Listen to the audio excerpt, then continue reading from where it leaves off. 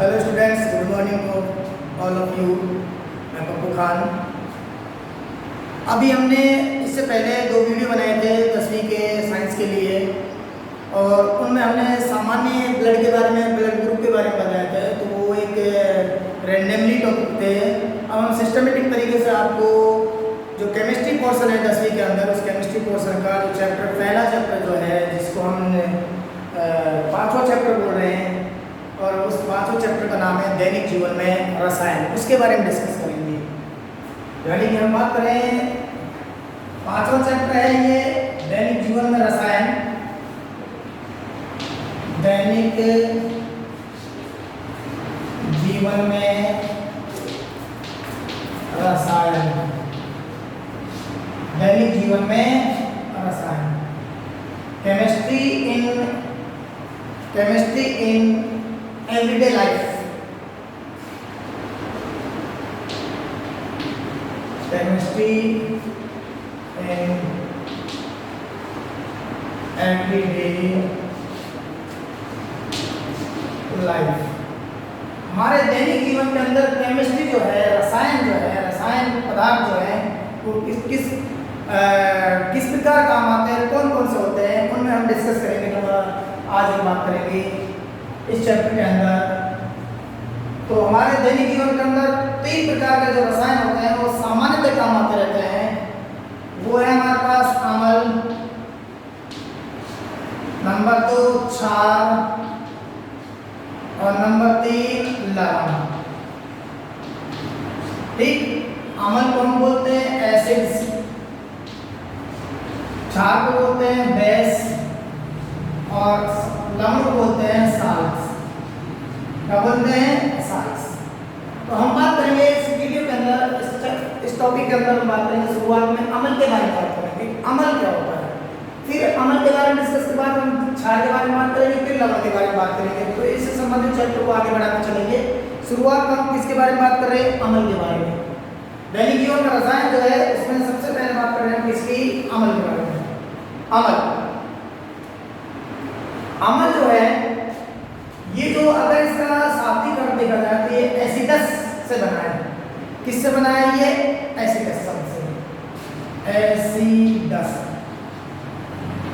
किससे बना है ये? एसिडस। और एसिडस जो होता है, इसका मतलब होता है खट्टा। कैसा होता है? खट्टा। तो यहाँ अम्ल के बारे में बात करने से पहले इसके सामान्य जो गुण होते हैं, सामान्य गुण, उनके बारे में डिस्कस करें। अम्ल के सामान्य गुण, अम्ल के सामान्य गुण। नंबर 1 बात करते हैं कि ये स्वाद में खट्टे होते हैं। ये स्वाद में, टेस्ट करने में कैसे होते हैं? खट्टे।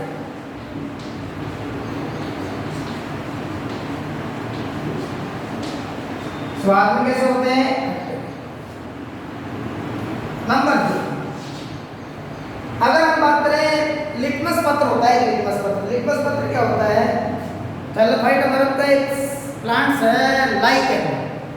उस लाइकेन या लीचेन से पेपर बनाया गया है, जो अम्लीय और क्षारीय प्रकृति के प्रति अपना रंग बदलता है, इंडिकेट करता है, प्रतीक के रूप में उसको यूज किया जाता है, उसको पहचानने में काम लिया जाता है। तो लिटमस पत्र क्या होता है?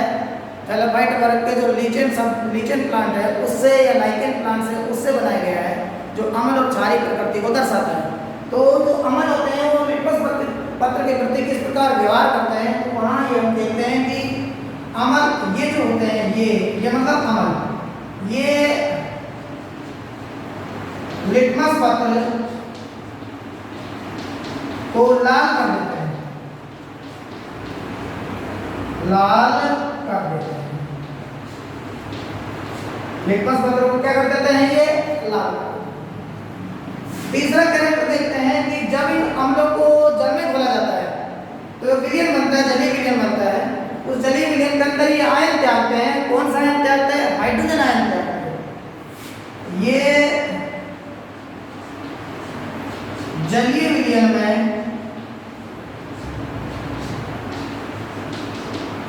ये जलीय विलयन में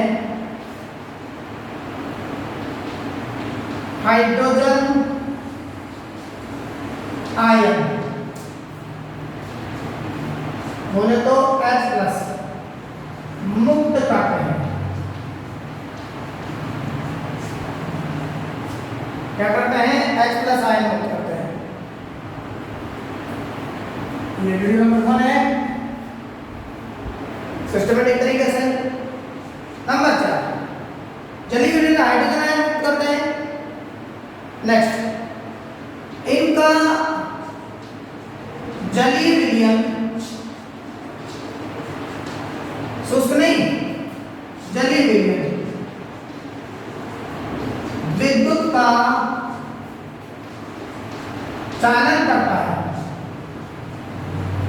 अर्थात इसमें से क्या है? विद्युत धारा प्रवाहित होती है, विद्युत धारा प्रवाहित होती है। नेक्स्ट बात करें, जो अम्ल होते हैं ये क्षार से क्रिया करते हैं, ये क्षार से क्रिया करते हैं।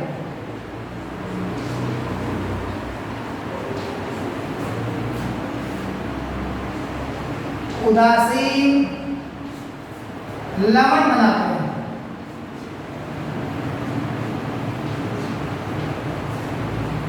क्या बनाते हैं? ये लवण बनाते हैं। और भी अगर बात करें इसके अंदर कि धातुओं से क्रिया करके हाइड्रोजन गैस मुक्त करते हैं। धातुओं से क्रिया करके क्या बनाते हैं? ये हाइड्रोजन गैस बनाते हैं। यहां देखते हैं हम इसको 6 नंबर पर। ये धातुओं से क्रिया कर हाइड्रोजन गैस निर्मित करते हैं या मुक्त करते हैं।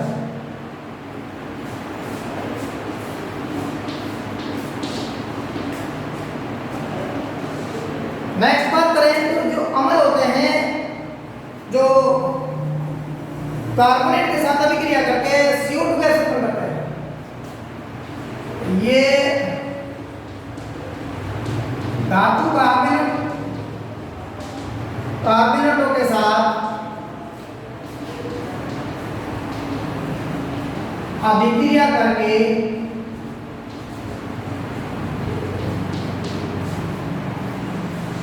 CO2 गैस निर्मित करते हैं।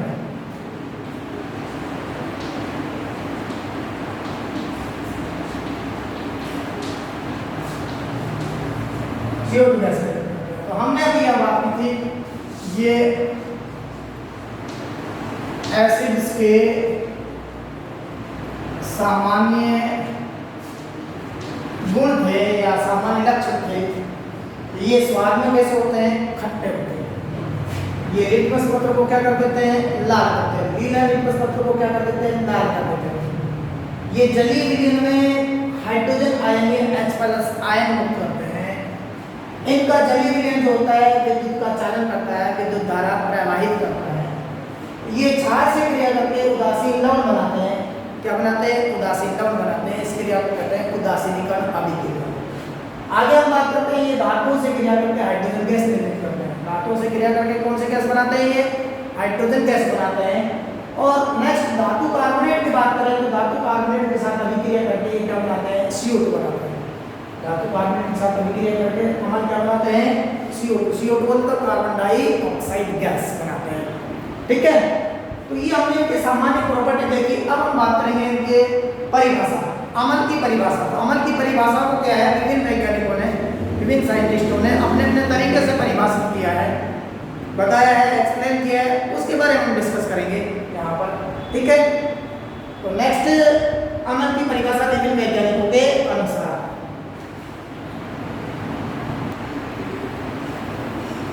चलो एक बार बात कर लेते हैं परिभाषा से पहले अम्ल के कुछ उदाहरण बात कर लेते हैं। उदाहरण के बारे में बात करें तो अम्ल के जो उदाहरण है हमारे पास, उनके बारे में बात कर लेते हैं। जैसे हाइड्रोक्लोरिक अम्ल, अम्ल के उदाहरण, एग्जाम्पल्स ऑफ एसिड। नंबर 1 बात करते हैं हाइड्रोक्लोरिक अम्ल। हाइड्रोक्लोरिक अमल, इसको बोलते हैं HCl। ये जो फॉर्मूला है अमल का, HCl हाइड्रोक्लोरिक अमल का फॉर्मूला, ये नवी क्लास के अंदर पढ़ चुके होंगे आप इसको। तो इसको हाइड्रोक्लोरिक अमल को क्या बोलते हैं? HCl। क्या बोलेंगे? HCl। नेक्स्ट बात करते हैं हम सल्फ्यूरिक अमल। सल्फ्यूरिक अमल, सल्फ्यूरिक जो अमल होता है उसको बोलते हैं H2SO4। क्या बोलेंगे? H2SO4। नेक्स्ट जैसे नाइट्रिक अमल है, नाइट्रिक अमल, इसको बोलते हैं HNO3। क्या बोलेंगे इसको? HNO3। नेक्स्ट जैसे एसिटिक अमल है,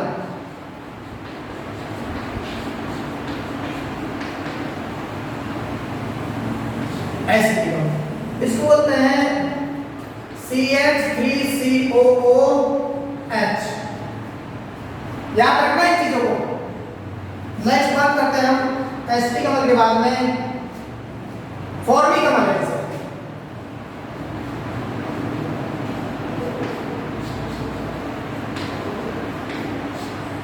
इसको बोलते हैं HCOOH। क्या बोलेंगे इसको?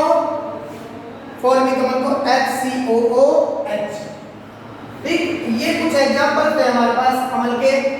अब इसके अलावा हम बात कर लेते हैं कुछ जो अमल होते हैं उनके स्रोत क्या होते हैं, ये भी बात कर लेते हैं। जैसे हम यहाँ पर बात करें अमल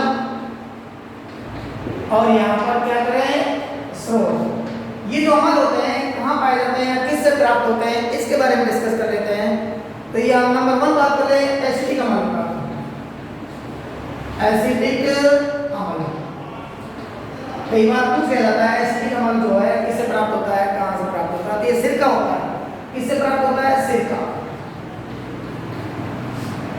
स्रोत क्या है इसका? सिरका। या ये से पूछ लिया जाता है कि सिरका में कौन सा अमल पाया जाता है, तो कौन सा अमल पाया जाता है? एसिटिक अमल पाया जाता है। नेक्स्ट बात कर लेते हैं हम हाइड्रोक्लोरिक अमल। हाइड्रोक्लोरिक अमल ये जठर रस में पाया जाता है। किसमें पाया जाता है? जठर रस। जठर रस मतलब आमाशय रस होता है ना, आमाशय रस। आमाशय से रस प्राप्त होता है। उस रस के अंदर क्या पाया जाता है? अमल पाया जाता है। कौन सा अमल पाया जाता है? HCl अमल पाया जाता है, हाइड्रोक्लोरिक अमल पाया जाता है। नेक्स्ट बात कर लेते हैं फॉर्मिक अमल। प्राकृतिक स्रोत चल रही है, फॉर्मिक अमल। फॉर्मिक जो अमल होता है वो लाल चींटी होती है, लाल चींटी। फॉर्मिका लाल चींटी के डंक में पाया जाता है। लाल चींटी के डंक, लाल चींटी के डंक में पाया जाता है। नेक्स्ट हम बात कर लें टार्टरिक अमल।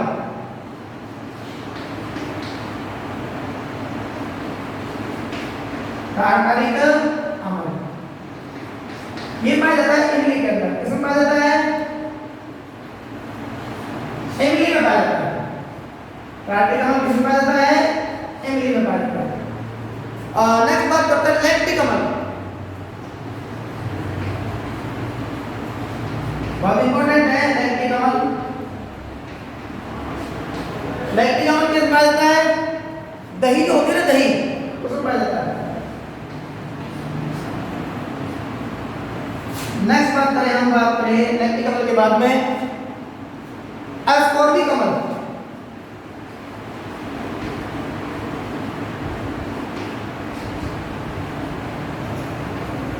एस्कॉर्बिक अमल, एस्कॉर्बिक अमल जो होता है वो पाया जाता है संतरे में। किसमें पाया जाता है? संतरे में पाया जाता है। नेक्स्ट बात करें हम ऑक्सैलिक अमल।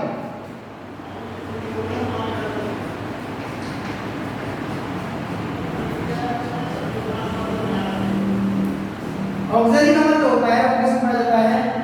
सेब में। किसमें पाया जाता है? सेब में पाया जाता है। नेक्स्ट बात करें अपन फॉर्मिक अमल, या डार्क कोई बात होती है। ऑक्जेलिक अम्ल हो गया। अब सेब में पाया जाता है, टमाटर में पाया जाता है। सिट्रिक अम्ल बात करें हम, सिट्रिक अम्ल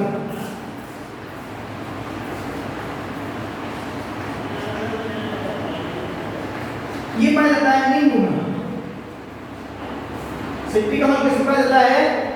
नींबू में पाया जाता है। तो ये तो हमारे कुछ सामान्य एग्जांपल्स हुए, हाइड्रोक्लोरिक अम्ल हुआ, संतरिक अम्ल है, नाइट्रिक अम्ल है, एसिटिक अम्ल है, फॉर्मिक एसिड। इसमें तो हमारे पास क्या है, कुछ नेचुरल भी है, तो कुछ हम ये कह सकते हैं कृत्रिम भी है, जिनको हम उद्योग के रूप में इंडस्ट्री के अंदर बनाते हैं। यहाँ पर जो ये अम्ल और स्रोत देखते रहते हैं, ये सारे कैसे हमारे पास प्राकृतिक हैं। कैसे हैं? ये हमारे पास प्राकृतिक स्रोत हैं, प्राकृतिक अम्ल है। कई बार पूछा जाता है, इनका स्रोत पूछा जाता है, एसिटिक अम्ल किससे प्राप्त होता है, हाइड्रोक्लोरिक अम्ल कहाँ पाया जाता है, फॉर्मिक अम्ल किससे प्राप्त किया जाता है, मैथेनोइक अम्ल भी बोलते हैं इसको, फॉर्मिक अम्ल क्या बोलते हैं इसको? मैथेनोइक अम्ल, मैथेनोइक।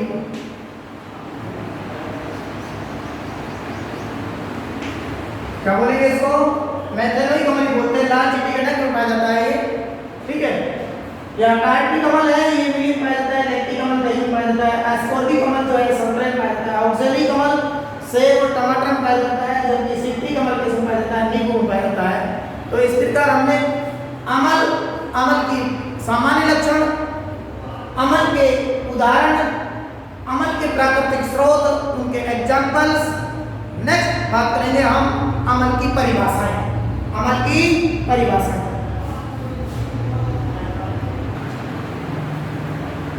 अम्ल की परिभाषा हम बात करेंगे। सबसे पहले बात करेंगे आरएनएस के अनुसार अम्ल की परिभाषा। आरएनएस के अनुसार अम्ल की परिभाषा। आरएनएस के अनुसार अम्ल की परिभाषा। सबसे पहले इसके बारे में बात करें, आरएनएस के अनुसार अम्ल की परिभाषा।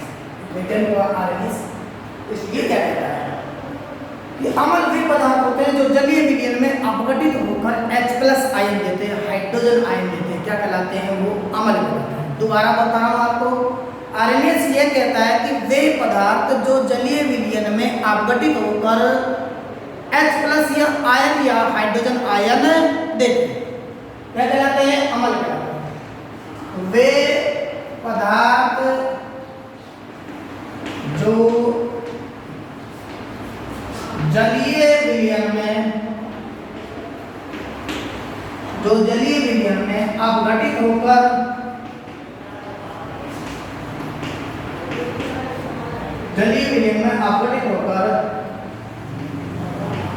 हाइड्रोजन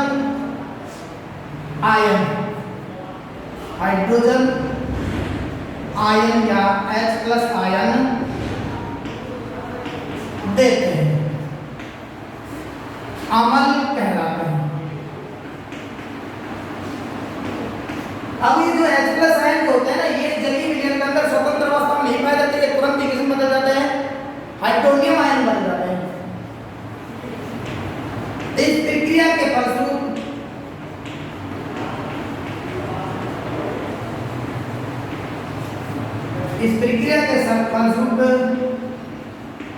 मुक्त हाइड्रोजन आयन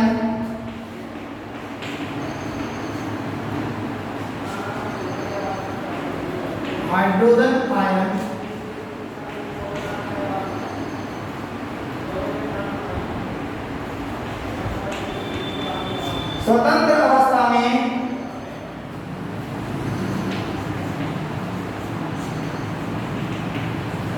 नहीं पाए जाते हैं,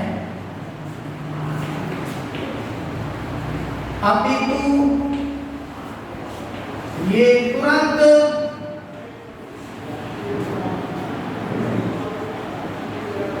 हाइड्रोनियम आयन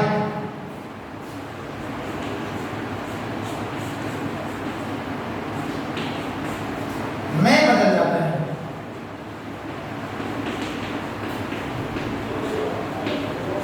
हाइड्रोनियम आयन में बदल जाता है। तो ये आरएनएस क्या कहता है कि वे पदार्थ जलीय विलयन में अपघटित होकर हाइड्रोजन आयन H+ आयन देते हैं, अम्ल कहलाते हैं। लेकिन इस हाइड्रोजन आयन मुक्त होते हैं, ये स्वतंत्र अवस्था में नहीं पाए जाते, ये विलयन के अंदर तुरंत एक किस्म बदल जाते हैं, हाइड्रोनियम आयन बदल जाते हैं, H3O+ में बदल जाते हैं। किससे क्रिया करते हैं? जल से क्रिया करते हैं, जल के अणु से क्रिया करके H+ आयन किसमें कन्वर्ट हो जाएगा? तो H+ आयन है, ये जल से क्रिया करके क्या बना लेगा? H3O+ आयन, ठीक है, ये बना लेगा। अब हम देखो विभिन्न एग्जांपल्स की सहायता से इस आरएनएस की परिभाषा को एक्सप्लेन करेंगे कि किस प्रकार आरएनएस समझा रहा है अमल को। तो ये देखते हैं हम अलग अलग एग्जांपल्स की सहायता से। जैसा कि हमने बताया कि आरएनएस क्या करता है, अमल जलीय विलयन के अंदर क्या देता है? हाइड्रोजन आयन देते हैं। जैसा का एग्जांपल देखिए,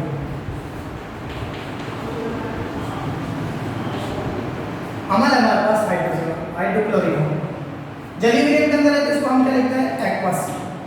क्या लिख देते हैं? एक्वस। एक्वस को अवस्था जो हमारे पास एक्वस होता है, एक्वस, इसको कहते हैं जलीय अवस्था। क्या बोलते हैं इसको? जलीय अवस्था। तो यहाँ पर ये जो HCl दे रखा है, कोष्टक में क्या दे रखा है? AQ दे रखा है, तो इसका मतलब ये निकल रहा है कि शुष्क अमल ये किसके अंदर है? पानी के अंदर घुला हुआ है। अब ये क्या है? जलीय विलयन के अंदर क्या दे रहा है? H+ आयन दे रहा है, H+ और Cl-। जब इसको तोड़ेंगे अपघटित होगा तो ये क्या बनेगा? H+ और Cl-। यहाँ पर देखिएगा ये एक्वस है क्योंकि जलीय विलयन के अंदर घटना चल रही है, और यहाँ भी क्या है? ये एक्वस है। तो देखिएगा हमारे पास जो HCl है वो किसमें टूट रहा है? H+ आयन और Cl-। हाइड्रोजन आयन और क्लोराइड आयन में टूट रहा है। दोनों ही किसके अंदर प्रक्रिया चल रही है? विलयन के अंदर चल रही है, जलीय अवस्था के अंदर चल रही है। इसलिए H+ के कोष्टक में क्या आएगा? AQ, Cl- के कोष्टक में क्या लिखा? AQ लिखा। AQ का मतलब होता है एक्वस, एक्वस, एक्वस, ठीक है। नेक्स्ट बात करें, ये एग्जांपल लिया हमने, पहला एग्जांपल। दूसरा एग्जांपल मान लें, ले लेते हैं क्या? H2SO4, H2SO4। H2SO4 को भी क्या है? इसका भी जलीय विलयन बनाते हैं। तो जलीय विलयन बनाने के दौरान हम ये देखते हैं कि ये जो जलीय विलयन में जब इसको बोला जाता है तो ये किस पर टूट जाता है? H+ आयन और SO4 आयन, सल्फेट आयन और हाइड्रोजन आयन। यहाँ पर ये देखते हैं कि ये भी क्या है? एक्वस कंडीशन के अंदर है, और ये भी किसके अंदर है? एक्वस के अंदर। तो ये हमारे पास क्या है? हाइड्रोजन आयन और सल्फेट आयन। ये हाइड्रोक्लोरिक अम्ल है, ये सल्फ्यूरिक अम्ल है। यहाँ देखिएगा आरएनएस क्या कर रहा था कि जलीय विलयन के अंदर क्या मुक्त करते हैं? ये H+ आयन मुक्त करते हैं, ठीक है। तो इस प्रकार हम बात करते हैं यहाँ। अब हम बात करते हैं आगे चलकर तीसरा एग्जांपल, जैसे H2NO3 है, ये एक्वस जलीय अवस्था के अंदर। अब जलीय अवस्था के अंदर जो भी अपघटित होकर क्या बनाएगा? H+ और उसके बाद में क्या है? ये NO3-। ये भी कहाँ हो रही है प्रक्रिया? एक्वस के अंदर हो रही है, जलीय विलयन के अंदर हो रही है। तो इसको हम इस प्रकार रिप्रेजेंट करते हैं। नेक्स्ट एग्जांपल लिख लेते हैं हम, और एग्जांपल देख लेते हैं। जैसे अभी हमने बात की थी फॉर्मिक अम्ल या मैथेनिक अम्ल के बारे में बात की थी। तो जैसे HCOOH, ठीक। तो यहाँ ये बात की थी हमने, अगर इसको हम तोड़ते हैं यहाँ, ये एक्वस, तो ये किसमें टूट जाएगा? H+ और COOH, एक इसमें टूट जाएगा? COH। अब यहाँ भी ये क्या है हमारे पास? ये एक्वस, और ये किसमें है? एक्वस। एक और बात देखें हम यहाँ पर, ये देखते हैं हम नेक्स्ट CH3COH, CH3COH एक्वस। ये जब टूटेगा तो क्या बनाएगा? ये H+ एक्वस प्लस में क्या बनाएगा? CH3COO-, एसीटेट आयन बनाएगा। क्या बनाएगा? एसीटेट आयन बनाएगा।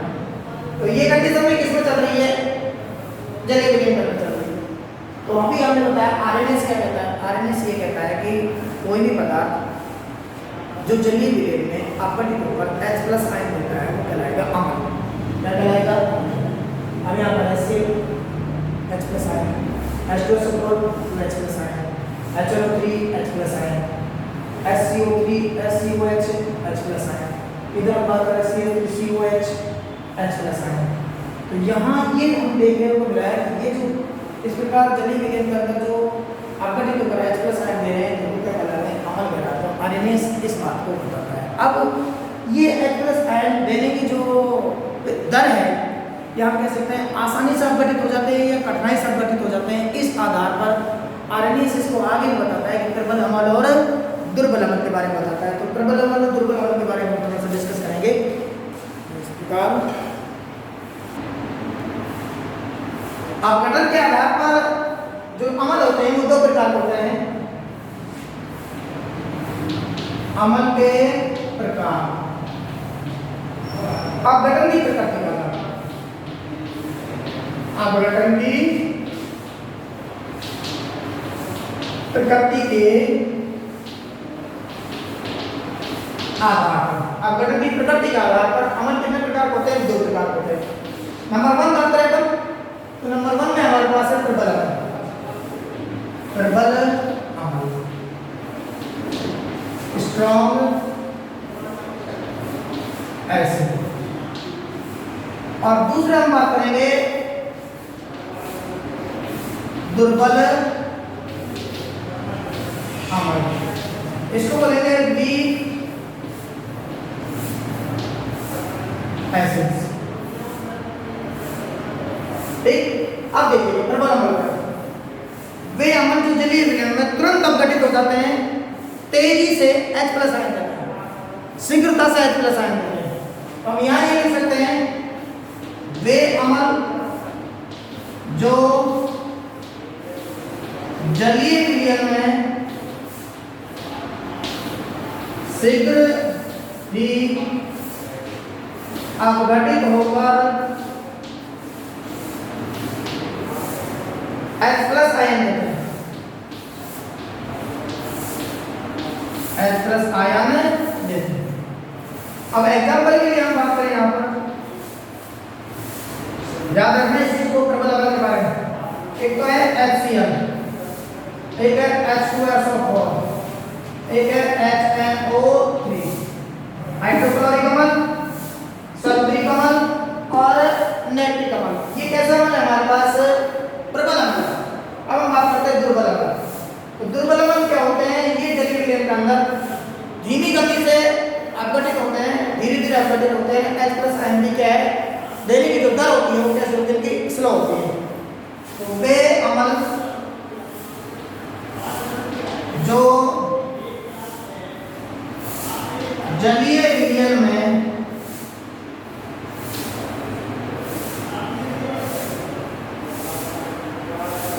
अपघटित होकर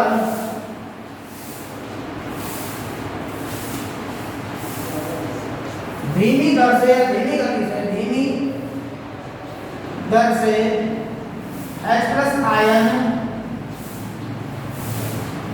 देते हैं, क्या कहलाएंगे वो, दुर्बल अम्ल कहलाएंगे। अब यहाँ पर एग्जाम्पल के लिए हमारे पास है जैसे एसिडिक अम्ल। कौन सा अम्ल है, एसिडिक अम्ल, CH3COOH, एसिडिक अम्ल है। एक और भी अम्ल है,